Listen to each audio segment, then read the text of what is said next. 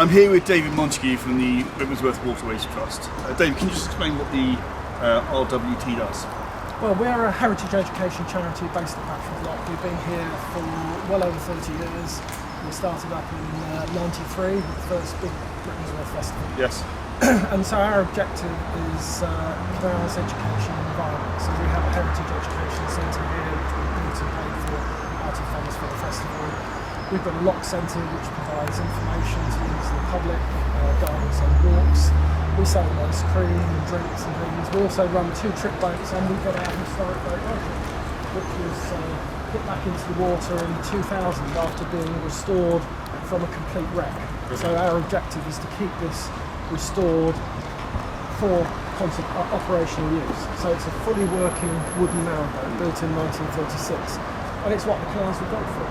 So this is very important for our local heritage and history because it represents the local heritage of the Grand Union, that it was carrying coal with a family living on board as late as 1968. So Rose and Arthur Bray was still living on board this boat in the tiny back cabin. Quite a feat to think how we live nowadays.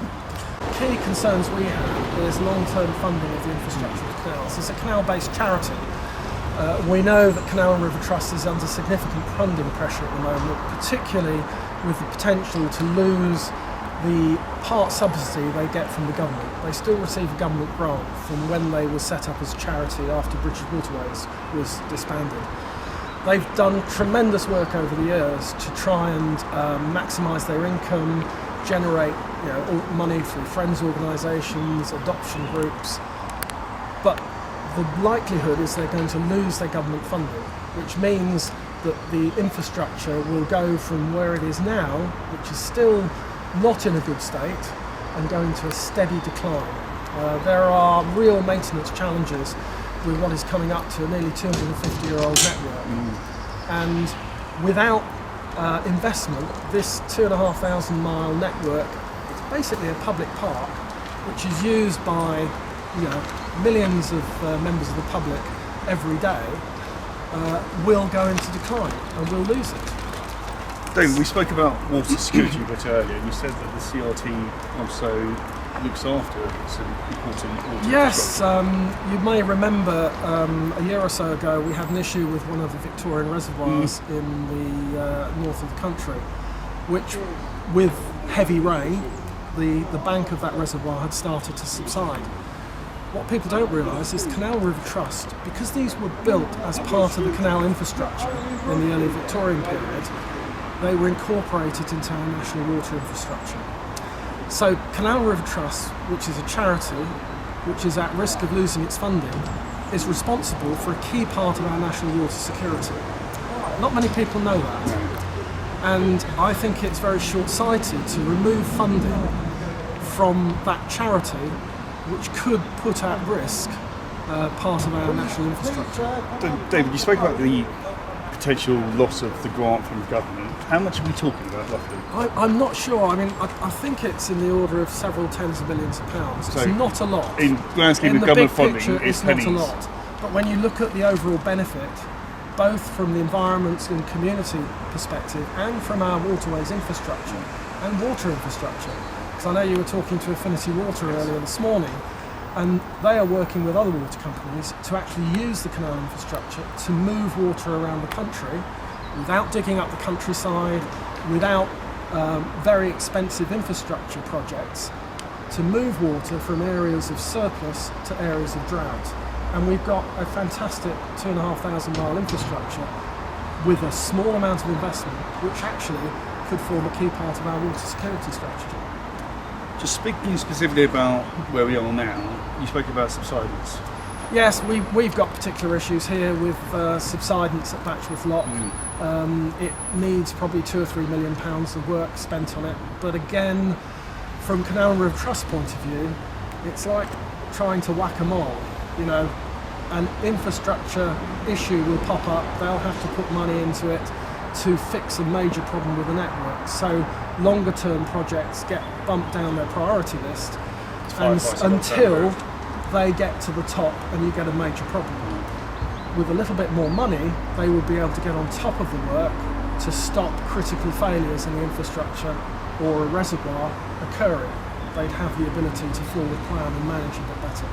So I think there is a good case for continuing to support the funding, the part funding of Canal and River Trust by government, not just from the fact that this is a 2,500 mile national park, if you think about it, which is used by millions of people every year, to the key part it could play in our water infrastructure and water security for the future.